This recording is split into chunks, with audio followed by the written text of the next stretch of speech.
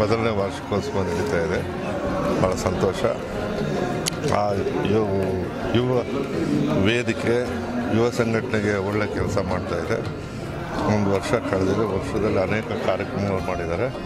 ಮುಂದಿನ ವರ್ಷದಲ್ಲಿ ರಾಜ್ಯಾದ್ಯಂತ ಈ ಸಂಘಟನೆಯನ್ನು ವಿಸ್ತರಿಸಲಿ ಅಂತ ನಾನು ಹಾರೈಸ್ತೇನೆ. ಜೊತೆಗೆ ಸಮಾಜದಲ್ಲಿ ಏನಾದರೂ ಬದಲಾವಣೆ ತರೋಕ್ಕೆ ಅವಕಾಶ ಇರ್ತಕ್ಕಂಥದ್ದು ಯುವಕರಿಂದ ಮಾತ್ರ.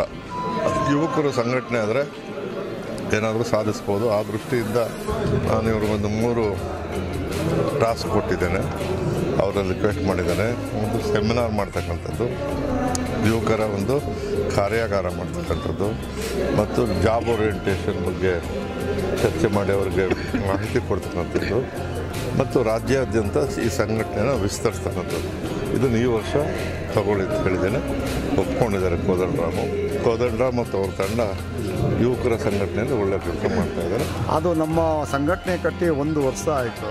ಆ 1 ವರ್ಷ ಪ್ರಯುಕ್ತವಾಗಿ ನಾವು ಇವತ್ತೊಂದು ದಿವಸ ಮೊದಲನೇ ವಾರ್ಷಿಕೋತ್ಸವ ಅಂಗವಾಗಿ ಹಾಗೂ 531ನೇ ಭಕ್ತ ಕನಕದಾಸ ಜಯಂತ್ಯೋತ್ಸವವನ್ನು ಹಮ್ಮಿಕೊಂಡಿದ್ದೀವಿ. ಇದಕ್ಕೆ ಸಾಧಕರು, ಗಣ್ಯರು ಮುಂತಾದವರೆಲ್ಲ ಬಂದು ನಮಗೆ ಆಶೀರ್ವಾದ ಮಾಡಿದ್ದಾರೆ.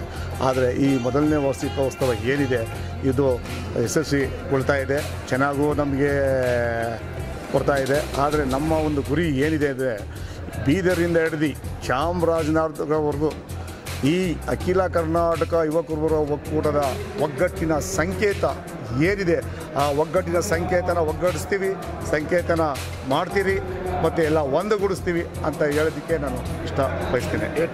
ಯಾರ್ಯಾರಿಗೆ ಪ್ರಶಸ್ತಿ ಕೊಟ್ಟಿದ್ದೀವಿ? ಇವತ್ತು ಮಲ್ಲಿಕಾ ಕಟ್ಟಿ ಹಂಪೆ ಯೂನಿವರ್ಸಿಟಿ ಅವರು ಪ್ರಶಸ್ತಿ ಕೊಟ್ಟಿದ್ದೀವಿ, VC ಆಗಿದ್ದಾರೆ. ಮತ್ತು ನಮ್ಮ ಬಸವರಾಜ ದೇವರು ಧಾರವಾಡ ಪೀಠ ಅವ್ರಿಗೂ ಪ್ರಶಸ್ತಿ ಕೊಟ್ಟಿದ್ದೀರಿ.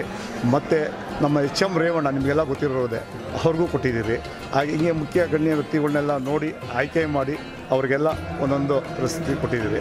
ಆಮೇಲೆ ಇದು ಮೊದಲನೇ ವಾರ್ಷಿಕೋತ್ಸವ ಪ್ರಯುಕ್ತ ಶ್ರೀ ಭಕ್ತ ಕನಕದಾಸ ಕೃಪಾಪೌಷ್ಟಿಕ ನಾಟಕ ಮಂಡಳಿ ವತಿಯವರು ಭೀಮನ ಬಲ ದುರ್ಯೋಧನ ಛಲ ಅಥವಾ ಶ್ರೀಕೃಷ್ಣ ಸಂಧಾನ ಎಂಬ ಸುಂದರ ಪೌರಾಣಿಕ ನಾಟಕವನ್ನು ಅಭಿನಯಿಸಲಿದ್ದಾರೆ.